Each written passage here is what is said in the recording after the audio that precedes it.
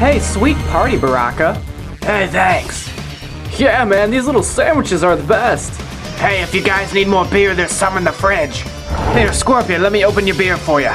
Oh man, parties at Baraka's are awesome. Let me guys know if you need more ice. I'll chisel some off Sub-Zero. Hospitality.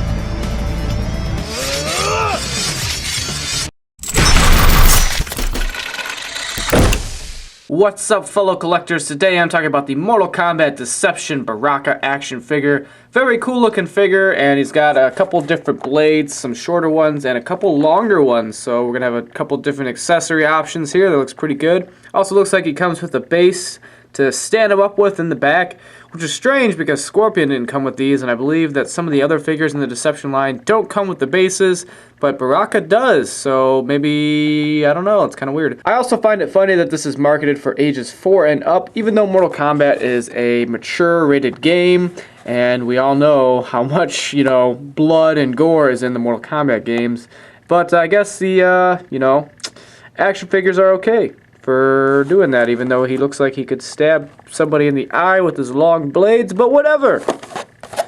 On the back here, you get to see all the figures that come out within the Deception line. You get a Raiden, Sub-Zero, and Scorpion, which I have reviews on all of these figures, so make sure you check out my channel. Check out all the funny reviews and awesome animations that I made for these guys.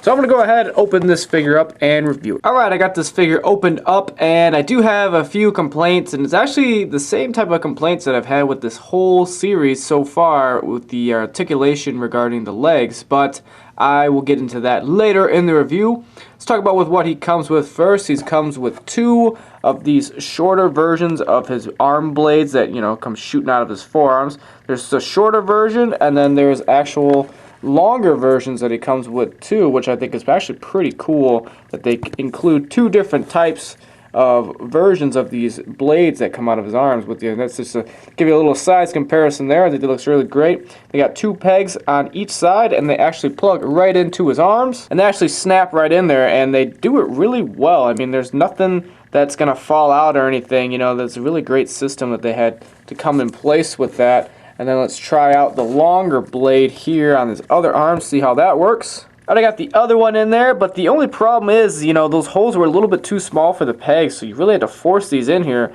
And the tip of this is actually pretty sharp, so you're like trying to find a way to force it in there without stabbing yourself in the hand. So that's pretty unfortunate, and it seems like, and since this was so tight getting it in, it's going to be very difficult to pull it out, and you're going to risk breaking off that peg if you try and rip it out. So I might just leave these in here. I do like the longer attached versions of the blades anyways than the shorter ones, so I'll probably just leave the long ones in there for display purposes, and the shorter ones I'll kind of take out here and there, maybe for like an animation or something.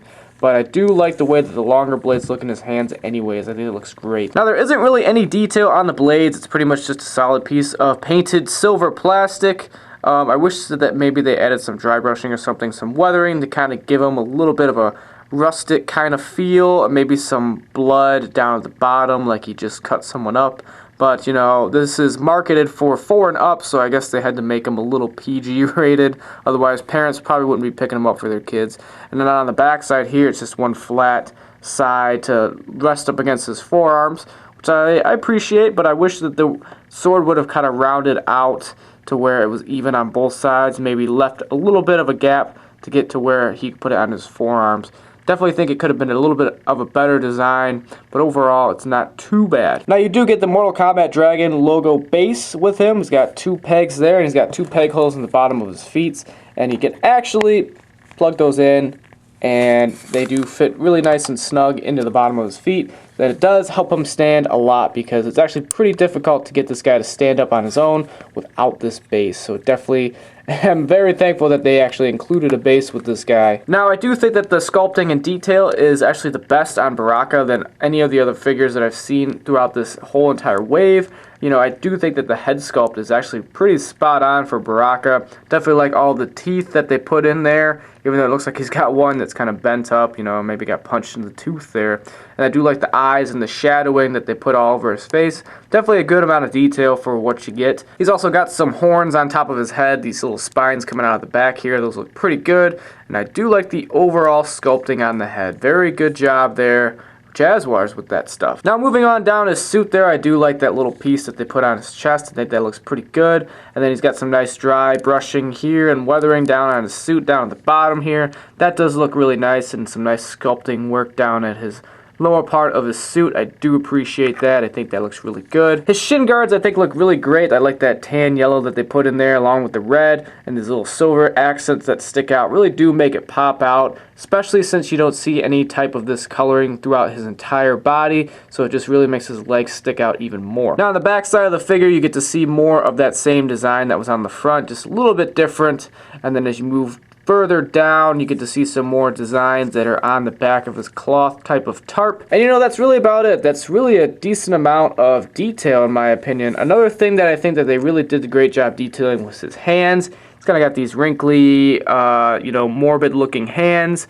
Very claw-like, you know, he's got these sharp fingernails coming out, which definitely resemble, you know, the type of character that Baraka portrays in the video games. Very, very evil, kind of menacing looking, and he's even got some spiky things coming out of his forearms in addition to the ones that shoot out of his arms and stab you in the game. Now as far as articulation goes, I think that's probably the weakest part of this figure is in the range of articulation here. You know, the head, you can't really do any up and down motion. It's pretty much all side to side.